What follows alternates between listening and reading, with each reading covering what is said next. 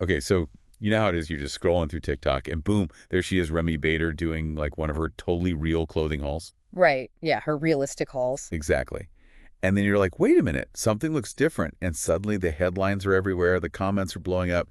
Remy's lost a lot of weight. And like a lot of people, we were curious, what's the story? It's definitely been a big change in how people talk about her, hasn't it? I mean, she was so known for being body positive at a bigger size, and now it's like a whole new thing. Yeah. And because she's always been so open about everything, her being quiet lately Hmm. made a lot of people even more interested. For sure. It's like when someone's usually super transparent and then they go silent, it makes you wonder what's going on. Exactly. So that's why we're doing this deep dive today. We're going to go deeper than just like the before and after pics. You know what I mean? Yeah, like past the surface level. Right. We're really going to dig into Reme's health journey. We've got her interviews from Self Magazine and the Chloe in Wonderland podcast. And we've also got some good info from the experts at Mercy Medical Center and the Mayo Clinic about this specific procedure she had. And that procedure is called SADI-S. Yes, SADI-S, more on that later. So our goal today is to go beyond just what happened, right? We want to understand why. Why did Remi, who so many people connected with, for her message of, loving your body at any size, why did she make this decision? What exactly is this SADI-S procedure? And what's been going on with her that's like way more than just a simple weight loss story? Totally. Because, there's always more to it, and we want to give everyone listening like a clear understanding of what this health choice really meant for her and what's happened since. It's a complex situation. It is. So to really get this, let's start with who Remi Bader is and why so many people relate to her. She first got really famous around 2021 with those realistic hauls on TikTok, right? Yeah, she just like blew up. It was so refreshing because she was showing clothes on a body that people could actually relate to. And she was just like super honest about what she thought. Her authenticity was a big part of why people loved her. Totally. It was like finally someone who gets it.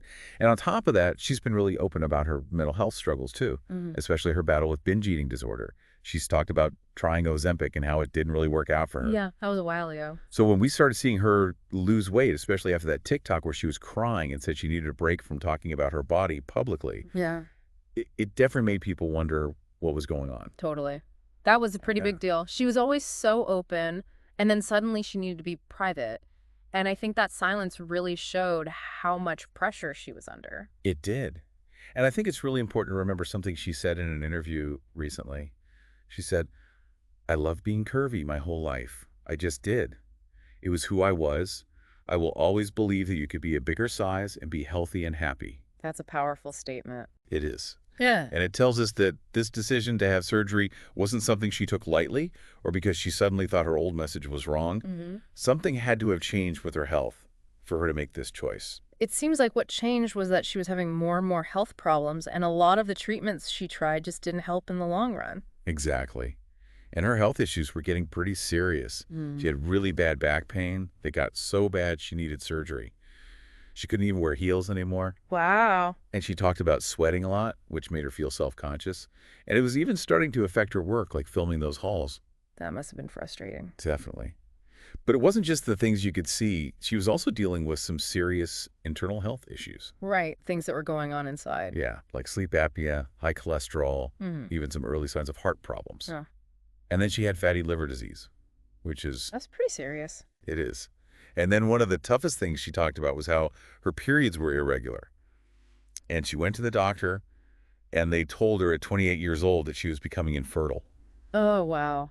That must have been devastating. I can't even imagine. Yeah. And all of this together, it just paints a picture of her body being under a lot of stress, even though she was this advocate for body positivity. It's a good reminder that someone can be advocating for body acceptance and still have their own private health struggles. So true. Yeah. And it's not like she wasn't trying to deal with all of this. Huh.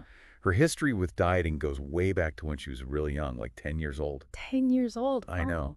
She said she was on Weight Watchers like 10 different times. And she tried tons of other diets too.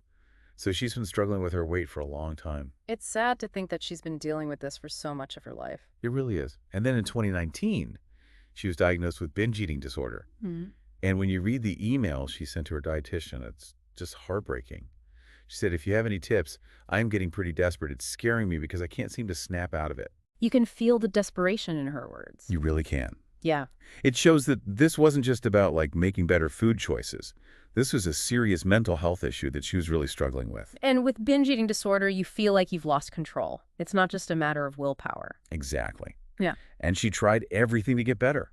She tried Rybelsus Ozempic, which made her vomit every day. She went to therapy, saw a psychiatrist, tried Contrav Wellbutrin overeaters. Anonymous, even a 6-week outpatient program focused on intuitive eating and the SADI-S approach. You have health at every size approach. Yeah. And she said the binges came right back after that program. So frustrating. I know. She even tried Mounjaro secretly, which also made her throw up. And then she tried Ozempic again, this time with metformin, and still the same problem. Finally, she tried Vyvanse. Nothing seemed to work for her long term. It's like she was on this constant roller coaster of hope and disappointment. It's exhausting just hearing about it. And then there was this one event she talked about that seemed like a real turning point. She had to fly for a 12-hour shoot with really bad back pain, and she said it was the most painful thing of my life. Wow. So between that and all the other health problems she was having, it sounds like that was when she started to seriously think about doing something more drastic. Like surgery. Exactly. It's Yeah. often like a bunch of things happening at once that lead someone to consider surgery. It makes sense. Yeah. When you feel like you've tried everything else. Right. So let's talk about the procedure itself. Mm. SADI-S. Now, I'll be honest, I didn't know what this was before we started researching for this deep dive. I didn't either. So for those of us who are hearing this for the first time, can you explain what SADI-S actually is? Sure. So SADI-S stands for single anastomosis duodenal switch with sleeve gastrectomy. Okay, so it's two things in one. Right. It's a type of bariatric surgery, and it combines two different techniques to help people lose a lot of weight. Got it. So there's like a two-pronged approach? Exactly. So let's break it down. Starting with the sleeve gastrectomy. What exactly happens during that part? So during a sleeve gastrectomy, the surgeon removes about 80% of the stomach. 80%. Wow. It's a lot. What's left is a much smaller stomach shaped like a tube. They call it a sleeve. And the main idea is that your stomach can't hold as much food anymore, so you get full way faster and eat less calories. It's like having a tiny little stomach. Exactly, like a much smaller fuel tank. Okay, I get it. So smaller stomach means eating less. And then what about the second part, the intestinal bypass the duodenal switch? So that part is about changing the way food travels through your intestines. Basically, they disconnect the top part of your small intestine, which is called the duodenum, and they reconnect it further down. So they're rerouting it. Yeah, and that means the food spends less time in your small intestine. So your body absorbs fewer calories and less fat. Interesting. So it's not just about eating less. It's about absorbing less, too. Right. It's like being more efficient with the fuel you do take in. That makes sense. Yeah. So this is a pretty major change to how your digestive system works. It is. It's a big deal. And according to Mercy Medical Center, this combo of the sleeve gastrectomy and the intestinal bypass is meant to help people lose even more weight and keep it off compared to other types of bariatric surgery. And they said it's especially effective for people with severe obesity, which is when your BMI is 40 or higher and you have at least 100 pounds of extra weight. Right. It's for people who really need to lose a significant amount of weight for their health. And the Mayo Clinic says something similar. They describe it as a sleeve gastrectomy, followed by connecting the stomach to the lower part of the small intestine, which, like you said, means less time and space for your body to absorb stuff. Exactly. And what's interesting is that SADI-S isn't always the first weight loss surgery someone has. Mercy Medical Center says that sometimes people get it if they had a sleeve gastrectomy before, but didn't lose enough weight, or if they gained the weight back. So it's like a second chance. Sort of. If the first sleeve wasn't enough. Okay. So are there specific advantages to SADI-S compared to other bariatric surgeries? Like, why would someone choose this one? Yeah, there are a few key benefits. One thing that Mercy Medical Center points out is that SADI-S doesn't mess with the pyloric valve. What's the pyloric valve? It's the valve that controls how food moves from your stomach into your small intestine. Keeping it intact can help prevent problems like bile reflux and stomach irritation, which can happen with some other bariatric surgeries. So less discomfort after surgery. Potentially. Yeah. Yeah. And on top of that, you've got the reduced food intake and decreased appetite from the sleeve part of the surgery. But SADI-S can also improve your metabolism. Oh, wow. So it affects how your body processes food. Exactly. And importantly, it's been shown to really help or even reverse some serious health conditions that are often linked to obesity, like type 2 diabetes, high blood pressure, and obstructive sleep apnea. That's huge. So it's not just about the weight loss, it's about fixing those underlying health problems too. Right. It's about getting healthier overall. That's amazing. But like with any major surgery, There are risks, too. What are some of the things that can go wrong with SADI-S? Well, as with any surgery, there's always a risk of bleeding blood clots, infection, low blood sugar leaks from the surgery, malnutrition, because you're absorbing less, dehydration, hernias, gallstones, and in rare cases, even injury to organs like the spleen. That's a lot to consider. It is. And because of the intestinal bypass part, there's a higher chance of not getting enough vitamins and minerals, which means you'd have to take supplements for the rest of your life. I see. So it's like taking a shortcut, but you might miss some important things along the way. Exactly. And then there's also something called dumping syndrome, which I think a lot of people have heard of in relation to weight loss surgery. Yeah, I've heard of that. What is it exactly? So the Mayo Clinic describes dumping syndrome as what happens when food, especially sugary food, moves too quickly from your stomach to your small intestine. This can cause a bunch of unpleasant symptoms like nausea, cramping, diarrhea, dizziness. Yikes. That doesn't sound fun. Not at all. So basically, this procedure can have some really great benefits, but it also comes with some serious risks. And it requires you to make big changes to your lifestyle afterward. Absolutely. It's not something to jump into without thinking it through very carefully. Definitely. And it's interesting that SADI-S is actually a relatively new procedure. Mercy Medical Center mentioned that it was first described in 2007 as a way to simplify an even more complicated bariatric surgery. Really? Yeah, it's called biliopancreatic diversion with duodenal switch, or BDDS for short. Wow, that's a mouthful. I know. And basically, BDDS is like an even more intense version of SADI-S. So SADI-S is kind of the newer, simpler approach. Interesting. So it's still a pretty recent development in the world of weight loss surgeries. It is. So Yeah. going back to Remi's decision to have SADI-S, she said she felt like she had tried everything else, and she had this thought, if no one existed, what would I do? I would get the surgery. That's a really powerful statement. It really is. It shows how much she needed this for herself. It wasn't about what other people thought. It was about her own health. Exactly. She talked about seeing a top bariatric surgeon in New York City after her back surgeon recommended her. It sounds like she was already looking for solutions for her pain. And what's interesting is that her first appointment with the surgeon was virtual. She didn't even want to go in person at first. That makes sense. It's a sensitive topic, and there's still a lot of stigma around weight loss surgery. For sure. Yeah. And then her doctor actually advised against just getting a sleeve gastrectomy. They were worried her stomach could stretch again if she started binge eating again. Oh, that makes sense. And they were also concerned about her not getting enough nutrients if she had a traditional gastric bypass. So they recommended SADI-S as the best option for her situation. So it was a carefully considered decision. It was, and Remi said she was hesitant at first because she'd never even heard of SADI-S. It's understandable. It's not as well known as some of the other weight loss surgeries. Right. But her doctor really believed it was the right choice for her. And like you said before, bariatric surgery is usually a last resort for people who have tried everything else to lose weight. So it's not a decision anyone makes lightly. Definitely not. So then she had to tell her boyfriend and her parents about her decision. She told her boyfriend, I'm not asking. I just want to let you know I'm doing this for me and my health. That's a very clear boundary. It is. It shows how determined she was. She was taking control of her own health. And her parents were supportive too. They told her, do whatever is best for you. That's great that she had their support. It was. Yeah.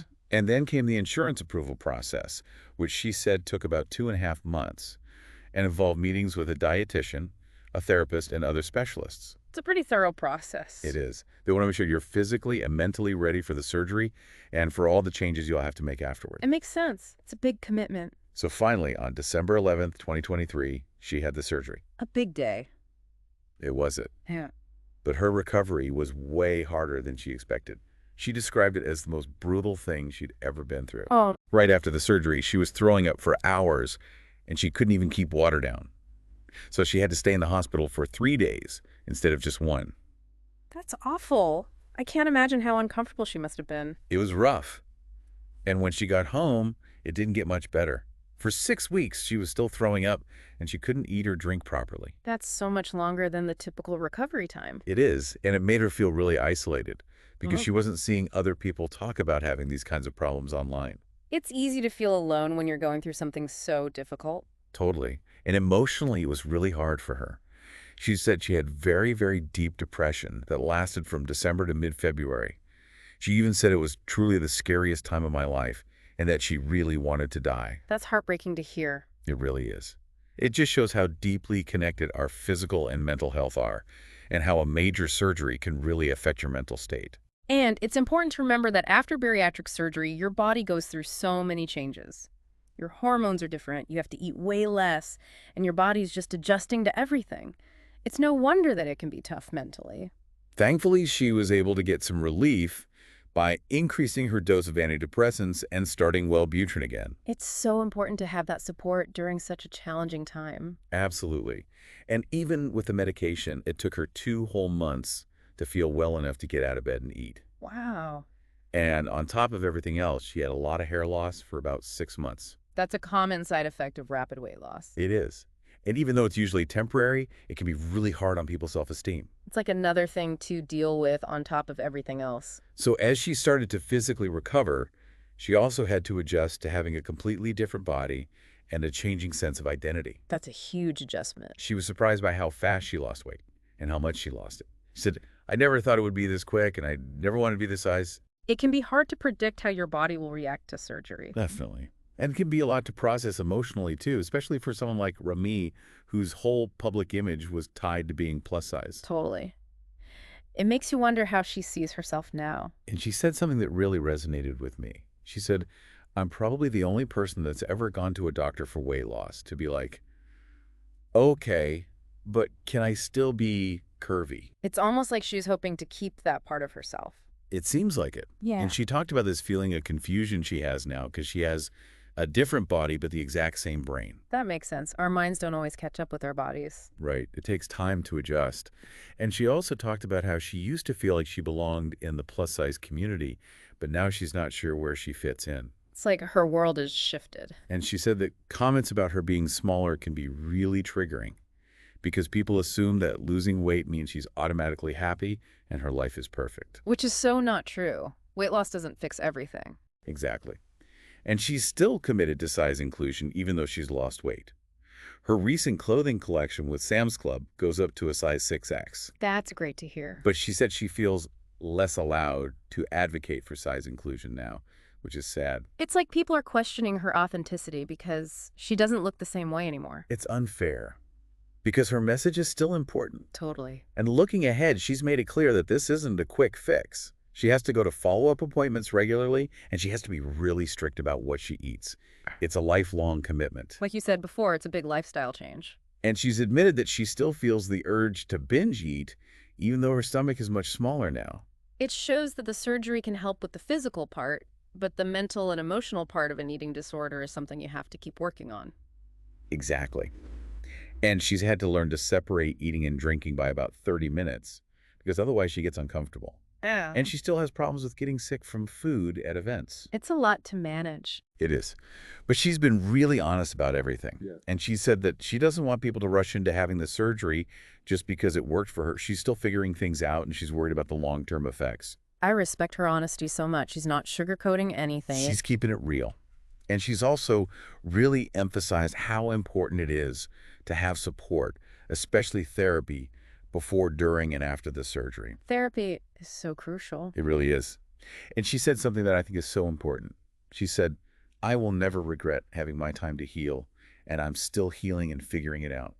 That was none of the internet's business, these people that don't know me, and that was for me to figure out. That's such a good reminder that everyone's health journey is personal. It is. We shouldn't judge people for the choices they make for their own well-being. Exactly. Now, I want to go back to something she said about her childhood.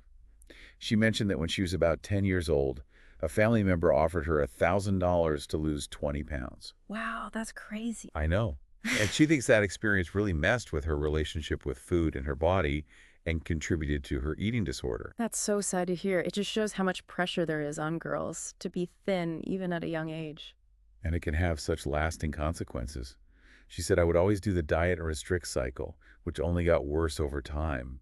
And you can really see how that early experience led to her struggles later on. It's a vicious cycle. It is.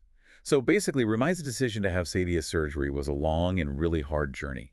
She had all these health problems, and she tried so many things that didn't work. The surgery itself and the recovery were way tougher than she thought, and now she's figuring out who she is in this new body. It's like a whole new chapter in her life. And it's not just a weight loss story.